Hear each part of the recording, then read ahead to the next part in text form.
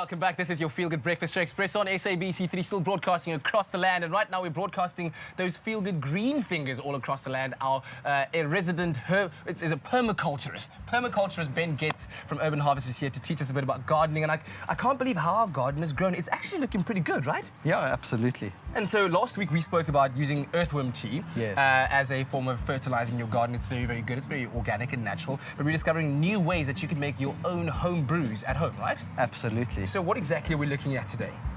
Well, we've got a stock standard set over here. This one's called Comfrey. This one's Yarrow. Yes. And this one's Tansy. As you've said, earthworm tea is a good way of feeding the garden, but you can make free liquid fertilizer for your garden using plants from the garden, and these are your stock standards, as I've said: Comfrey, Yarrow and Tansy. And if we take these and put them like this, we can put them in a barrel of water. All right. Literally like that. That's just plain water, no extra additives to it, nothing. That's it. It can be a bucket or a barrel with water. Yes. Literally just harvest the leaves from your plants, obviously without killing the plant. So take as much as you can without damaging the plant. You can tear it up, you don't even have to. And you just leave it in there. In summer, you can leave it in for 7 to 10 days. In winter, somewhere between 10 and 14. It can be even a bit longer. Yeah. As soon as these have decomposed and the liquid has become a little bit gooey, smelly. Like your hands. Yeah. I'm joking.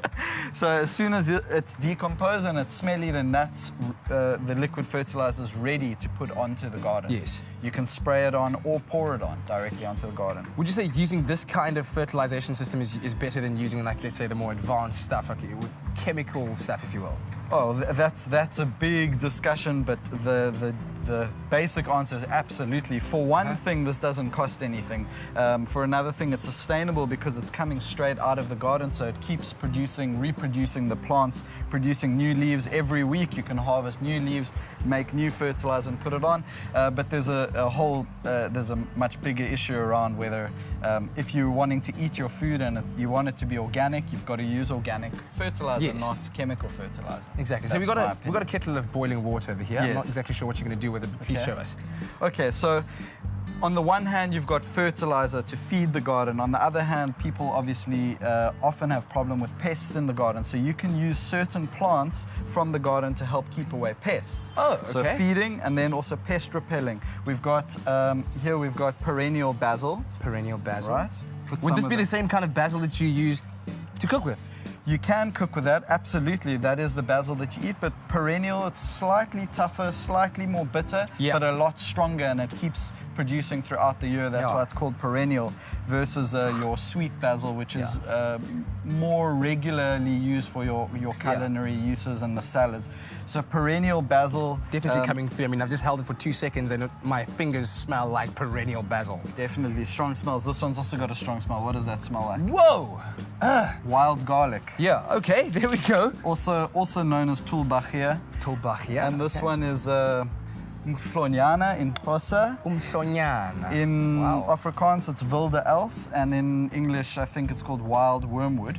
So a combination of wilde els, wild garlic, and perennial basil steeped in hot water. You just pour straight from your kettle hot water, let it sit overnight until it's cooled, and the next day, that very pungent smell, strong smell, it will actually help to keep bacterial and fungal issues out of the plants as well.